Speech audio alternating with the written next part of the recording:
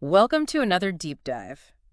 So you sent us Barbara Carella's luxurious, loving tantric inspirations for passion and pleasure. hmm And wow, right away, her whole approach is it's captivating. She has this analogy comparing the kind of lovemaking she's talking about to being in a five-star hotel. Yeah, the constant sort of subtle delight where all your senses are just attended to. It's a Right. great comparison. Exactly. And I think the brilliance there is how it shifts the focus, you know? It's not just about chasing one big climax. Right. It's more about the buildup, the cumulative effect of all these small, consistently pleasurable moments and details. Like Carella says, it's a process, not just a goal. Precisely.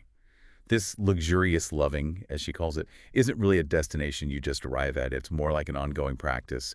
It takes dedication, like maintaining that five-star experience day in, day out. That makes sense. And that's really our mission for this deep dive, isn't it? To pull out the key ideas from her work, ideas that can help all of us maybe rethink what sensuality and pleasure mean, moving beyond just that, goal-oriented mindset in intimacy. Definitely. And exploring the richness of the whole journey itself. So where do we start? Well, a really powerful place to begin is how Carella's reframes sexual response. Mhm. We all kind of know Masters and Johnson's stages, right? Excitement, plateau, orgasm, resolution, those ones. Yeah, exactly. But her tantric view really puts the emphasis on lingering, on fully experiencing those first two phases, the excitement and the plateau. Okay, so instead of just rushing towards the orgasm like it's the finish line, Right. the idea is to really soak in the arousal, the Yeah, sensory stuff that's happening. precisely. Carella suggests that by intentionally staying in that excitement, that arousal phase, Mm. you paradoxically open the door to potentially longer orgasms, more intense ones, maybe even multiple orgasms. And she mentions these energy orgasms too. Yes, exactly. Fascinating concept. It really is all about savoring each step, and apparently that journey can lead to some pretty remarkable places.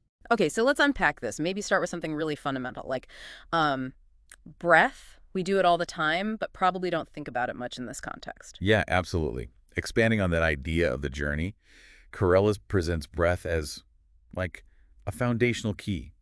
It unlocks energy, she says, and this heightened sense of aliveness during sex. How so? Well, think about it. She connects deep, conscious breathing to that feeling of euphoria you get from, say, enjoyable exercise. Ah, okay, that makes sense. It's kind of the same principle, just applied in our intimate moments. It's so simple, but sounds really potent. And she contrasts that deep breathing with what? Shallow breathing. Yeah, the kind of shallow, maybe even held breath that can happen when things feel rushed or, too focused on the end goal. And she thinks that leads to quicker, maybe less intense orgasms, primarily genital. That's the suggestion. And she boils it down to three core ideas about breath and sex. One, Hmm. changing your breath changes how you feel. Seems obvious, but Right, worth stating. two, sexual energy travels on the breath. That's a big tantric idea. And three, simply put, more breath equals more feeling, more capacity for sensation. It's about awareness then, bringing focus to breathing. Exactly. Recognizing its power to amplify things. And she gives a technique, right? The heart breath. It's about gentle, full inhales and exhales. She uses the image of a yawn, actually, to Oh. get across that feeling of openness you're aiming for. Like letting go of restriction. Yeah, consciously relaxing and letting the breath just move freely. Okay. And then she builds on that, using breath to move energy. Yes. She explains how you can actively use breath to sort of circulate sexual energy through your whole body, not just keeping it localized. How does that work? Is there an exercise? There is. She suggests, maybe during self-pleasure, gently placing one hand on your genitals and the other on your heart. Okay. And as the orgasmic feeling builds, Yeah. you consciously breathe that sensation up into your heart center. Interesting. And that connects to those energy orgasms you mentioned. It does. This is where it gets really intriguing. These are described as orgasmic experiences that aren't, directly genital. They're achieved mainly through that focused breathing. So what does that feel like? Carellis describes it as starting from your core, your center, and just radiating outwards, almost like the edges of your physical self get a bit blurry. Wow. That definitely broadens the definition of orgasm. It really does. Mhm. It's presented as potentially a whole body event, not just genital, and she gives a simple way to explore it, the clench and hold technique. Okay, what's that? You just lie down comfortably, get into that heart breath rhythm, and then while holding your breath briefly after an inhale, you gently clench your buttocks and lower abdomen. And people experience different things with this. Oh, absolutely. The variety is fascinating. Corellis mentions things she calls gigglegasms, crygasms, Really? yeah, even angergasms or profound blissgasms. It really highlights that deep link between physical sensation and, well, emotional release. That's quite something. And does this apply to partners too? Breathing together. Definitely. She talks about breathing together as a practice, just synchronizing your breath with your partner. Sounds simple. It does, but apparently it can be a really profound way to connect nonverbally. You start to feel each other's moods, the subtle shifts. It builds empathy. Okay, so breath is clearly huge in this luxurious loving idea. Let's shift gears. What about another sense? Smell, scent. Yes, scent. And sticking with that theme of primal connection, Corellis really emphasizes how ancient and powerful smell is for attraction. Seduction, even. Like historically. Yeah, she gives examples like Cleopatra scenting her ship's sails, Ah. or the Queen of Sheba using fragrance strategically. It's not a new idea, this power of scent. It's weird how direct the link is between smell and, like, memory and emotion. It really is. Corellis explains the olfactory nerve basically bypasses the rational part of our brain, It goes straight where? straight to the limbic system, Oh. which is all about emotion and memory. So sense can trigger these really deep instinctual responses before we even consciously think about it. Wow, and it's physical too, not just psychological. Apparently so. She points out there's erectile tissue in the nose. Your nose, really? Yeah, and that pleasing smells can actually stimulate the genital center. She even brings up Masters and Johnson again, suggesting there might be a link between losing your sense of smell and a drop in libido. Huh. Shows how integrated it all is. But scent is so personal, isn't it? Hugely personal. Corellis talks a lot about how our preferences are tangled up with our emotions, our past experiences. She mentions Dr. Alan Hirsch's research. What'd you find? Some surprising things. Mhm. Like, for some men, the smell of pizza or popcorn was a turn-on. Pizza. Seriously. Seriously. And for some women, licorice or cucumber. It just shows how unpredictable our scent associations can be. So what smells good to one person might be a total turnoff for another. Exactly. And that's key. Corellis stresses, if a scent brings up bad memories or feelings for you, it doesn't matter if it's on some aphrodisiac list, it probably won't work for you. Makes sense. But conversely, you can kind of use scent intentionally. Like, create positive associations. Maybe always light sandalwood incense, if you both like it, during lovemaking. Program that connection. So becoming aware of your own scent preferences is important. Definitely. She actually encourages you to figure out your top 5 favorite smells and your top 5 least favorite.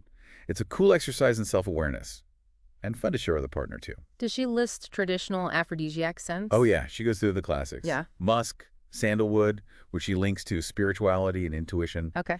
Patchouli. Apparently, it releases endorphins, but she warns it can be really strong, overpowering sometimes. Ylang ylang, which is known for being soothing, antidepressant. Jasmine, rose, The florals. right? Ambergris, bergamot that's more invigorating, clears the head. Frankincense, vanilla, lots of them. Yeah. But she keeps coming back to the idea that really any scent you genuinely love can work as an aphrodisiac for you, even if it's weird, like, I don't know, fresh cut grass or gasoline or something. Okay, maybe not gasoline, but point taken. So how do you use scents effectively? She advises starting light. Don't overwhelm the senses. And use good quality stuff, proper essential oils or incense, not cheap synthetic fragrances. Right. And she talks about erotic pulse points, places to apply scent, like wrists, neck, behind the knees. Like perfume pulse points. Similar idea, yeah.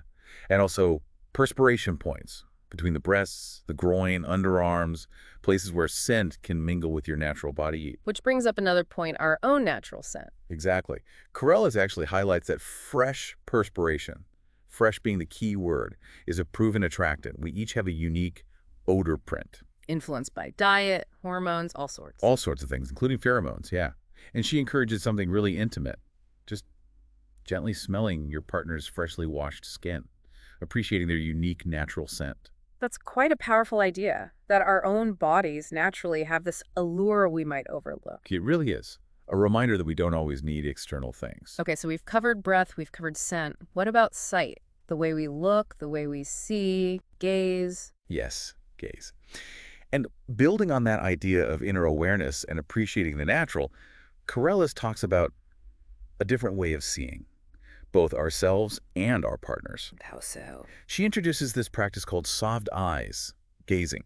It's about literally softening your focus when you look, say, at yourself in the mirror, observing without harsh judgment. Looking with kindness. Kind of, yeah. Acceptance.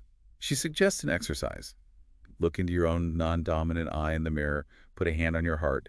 It's about connecting with yourself gently, visually. That sounds vulnerable. It can be, but powerful. And then she extends that to partners with the intimate gaze exercise. Okay, what does that involve? It's quite specific. You sit comfortably facing each other, maybe legs crossed, hands over each other's hearts. Right. And you just gently gaze into each other's non-dominant eye. Yeah. And you synchronize your breathing, maybe with soft sighs.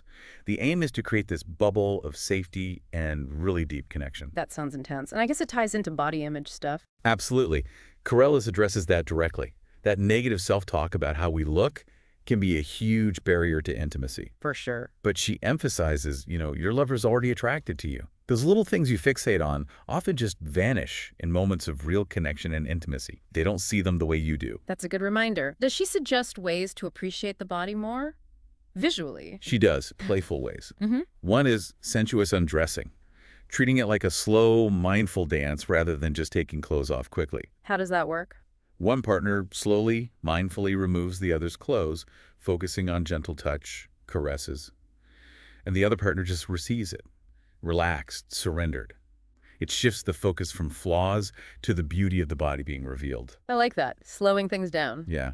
And then there's body painting. Yeah. Which sounds fun. Body painting, like with actual paint. Yeah. She suggests treating the lover's body like a canvas, using different tools, focusing on teasing, building excitement.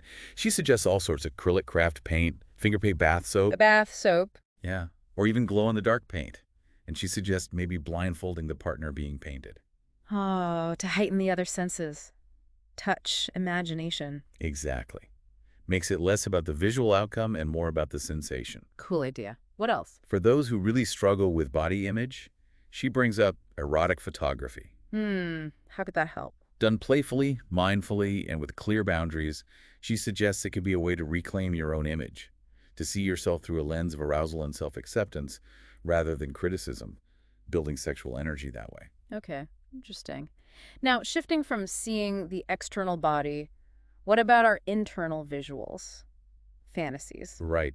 Corellis talks about the conscious, intentional use of fantasy. She makes a distinction between that and just like unconsciously drifting off into a fantasy that might actually drain your energy from the present moment. So, shared fantasy can be good. Very much so, she argues. Welcoming a willing partner into a fantasy you both enjoy can really amplify energy and deepen the connection. What if your fantasies feel weird or taboo? She's very reassuring about that. Basically says all fantasies are healthy, they're just thoughts.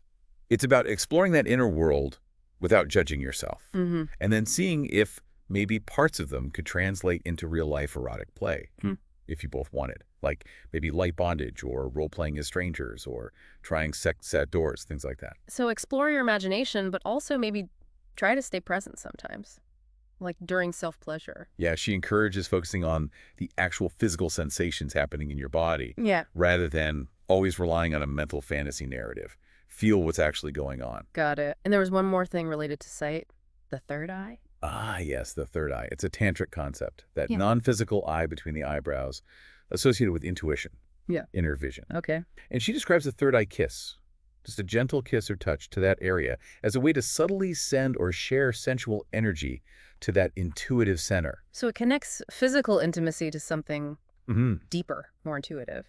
That's the idea, linking the physical and the energetic or intuitive.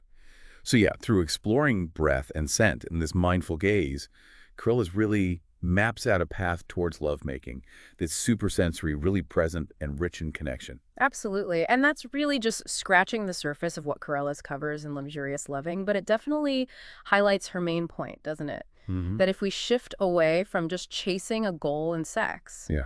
and instead really dive into the sensory journey, the arousal, the connection, we can find much deeper levels of pleasure and intimacy. Definitely.